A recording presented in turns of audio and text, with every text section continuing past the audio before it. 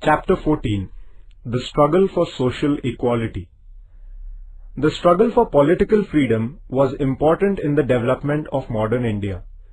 This struggle was based on the broad philosophy of man's emancipation. Naturally, in the course of this struggle, there ensued an opposition to things such as feudalism, social inequality, economic exploitation, along with an opposition to political dependence. Like freedom, the principle of equality is also very important. The contribution of the movements launched by peasants, workers, women and Dalits and the stream of socialism that gave importance to equality is significant from this point of view. One cannot understand the development of modern India without understanding this contribution. Let us, therefore, study some of these important movements. The peasant movement. The economic policies of the British adversely affected the Indian peasants. The British government used to protect the landlords and moneylenders. They exploited the peasants. The peasants rose in revolt against this injustice on many occasions. The peasants in Bengal formed their union and revolted against the compulsion of cultivating indigo. The play Neel Darpan, written by Deenbandhu Mitra, brought to the notice of the society the wretched conditions of the peasants producing indigo. In 1875, the peasants in Maharashtra rose in revolt against the atrocities of the landlords and moneylenders.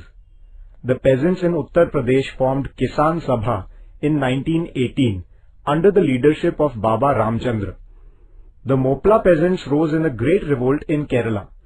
The British government crushed this uprising. At the initiative of Professor N.G. Ranga, the Akhil Bharatiya Kisan Sabha was formed in 1936.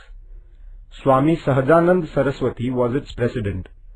The Sabha presented a declaration of peasants' rights to the Indian National Congress. In the same year, the annual session of the Congress was held at Faizpur in Maharashtra. Thousands of peasants attended this session. In this session, the Congress adopted the program of the Kisan Sabha. In 1938, the crops in eastern Khandesh were destroyed due to heavy rains. The peasants were ruined. In order to get the land revenue waived, Sane Guruji organized meetings and processions in many places and took out marches to the collector's office.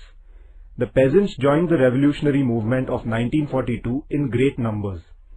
Workers' unions. Industries like textile mills and railway companies had started in India in the latter half of the 19th century. Though the emergence of the working class had not reached a sizable proportion, efforts were made during this period to solve the problems of the workers.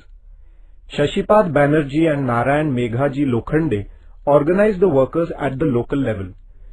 Lokhande's contribution to the working class movement was so important that he is described as the father of the Indian workers' movement. At about the same time, an agitation was launched against the wretched conditions of the tea plantation workers in Assam. The workers of the Great Indian Peninsular GIP Railway called a strike for their demands. At the time of the anti-partition agitation, Indian workers had struck their work from time to time in support of Swadeshi. However, there was no large-scale workers' organization to solve the problems of workers. After the First World War, because of industrialization, the working class in India grew in size. This necessitated the formation of a nationwide organization of workers. The All India Trade Union Congress, AITUC, was founded out of this necessity in 1920. The labor leader N.M. Joshi played a major role in the working of the AITUC. Lala Lajpat Rai was the president of the first session of the AITUC. He told the workers to actively participate in the national movement. Socialist leaders like Shripad Amrut Dange, Muzaffar Ahmed and others propagated socialist ideas among the workers and built militant unions of the workers. The Mill Workers Union in Mumbai went on a strike for 6 months in 1928. Many such strikes were called by railway workers, jute mill workers and others. The British government was disturbed to see this growing strength of the trade union movement. Legislations were made to suppress this movement. The struggle of the trade union movement complemented the national struggle. The socialist movement. Many of the young people in the Congress began to feel that it was necessary to overthrow the British government in order to protect the interests of the common people.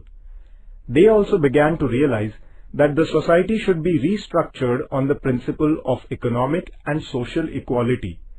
This awareness resulted in the emergence and growth of the socialist ideology in India. While they were in jail at Nashik, the socialist youths in the Congress decided to form a socialist party within the Congress. As per this decision, the Congress Socialist Party was founded in 1934. It comprised leaders such as Acharya Narendra Dev, Jai Prakash Narayan, Minu Masani and Dr. Ram Manohar Lohia. The Quit India movement of 1942 was spearheaded by these young socialists. Indians began to get familiar to Karl Marx and his communism.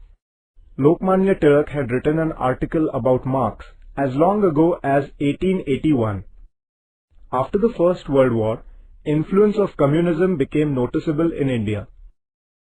Manavendranath Roy had participated in the international communist movement. In 1925, the Communist Party was established in India. Young communists formed militant organizations of the workers and of peasants. The British government was alarmed by the communist movement. The government decided to crush the movement. Muzaffar Ahmad, Shripad Amrut Dange, Neelkantha Joglekar and others were arrested. They were charged with the planning of a conspiracy to overthrow the British rule. They were given different terms of sentences. This trial took place at Meerut. Therefore, it is known as the Meerut conspiracy case. Even after the Meerut trial, the communist influence on the workers' movement remained constant. Women's emancipation. In the Indian society, women had a secondary status. Due to many evil practices and customs, they were subjected to great injustice. We have studied in the lessons on the Renaissance in India that in the modern age, there was an awakening against this injustice. Some men reformers took the initiative in the women reform movement, but in the course of time, leadership provided by women began to emerge. They founded their own independent organizations. The Arya Mahila Samaj and Sharda Sadan founded by Pandita Ramabai and the Seva Sadan founded by Ramabai Ranade are examples of this. Also, the Bharat Mahila Parishad 1904 and the All India Women's Conference 1927 were founded. Therefore, this institutional work reached the national level. Through these organizations, women began to fight for their issues such as the right to inheritance, the right to vote, etc. In the 20th century, women's participation in public life began to increase. Women's participation in the national movement and the revolutionary work was significant. After the introduction of the Act of 1935, women were included in the provincial ministries.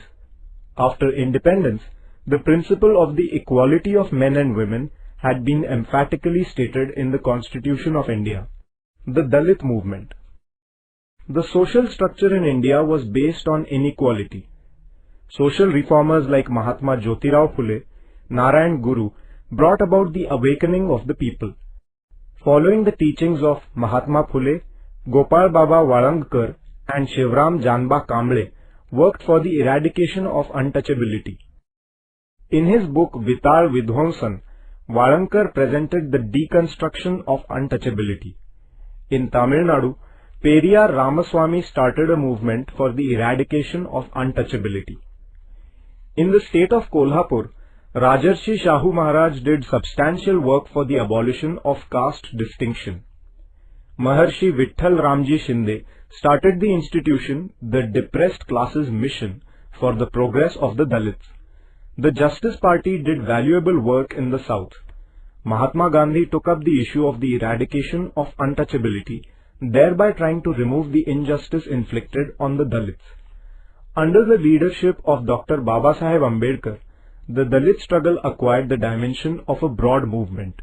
Dr. Babasaheb Ambedkar aimed at establishing a society based on the principles of liberty, equality and fraternity. He was convinced that the injustice to the Dalits and inequality would not end unless the caste system was entirely rooted out. Social equality, according to him, is a right of the Dalits. He intended carrying on a movement based on self-respect. It is from this point of view that he founded the Bahishkrut Hitkarani Sabha in July 1924.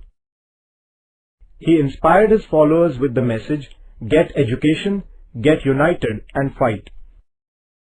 Babasaheb Bole got a bill passed in the Mumbai Provincial Assembly whereby the public water reservoirs were to be opened to the untouchables.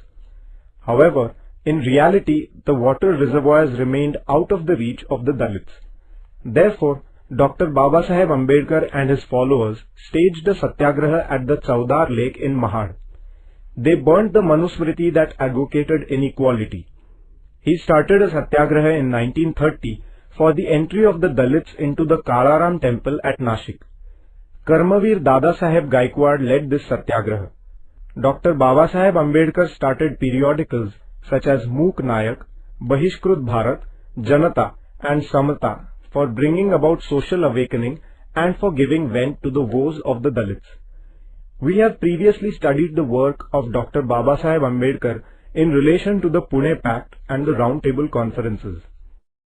Dr. Babasaheb Ambedkar founded the Independent Labour Party with a view to solving the problems of the labourers. In the legislature, he opposed the laws that went against the interests of the workers. He founded the All India Scheduled Castes Federation in 1942 in order to put forth the Dalit issues forcefully. Through the Constitution of India, Dr. Babasaheb Ambedkar made a significant contribution to the creation of a social order based on equality in modern India. In 1956, along with his innumerable followers, he embraced Buddhism that upholds humanity and equality. The awakening among the exploited constituents of the Indian society lent a broader base to the national movement. It led to the creation of an atmosphere conducive to the removal of the failings in the Indian social order.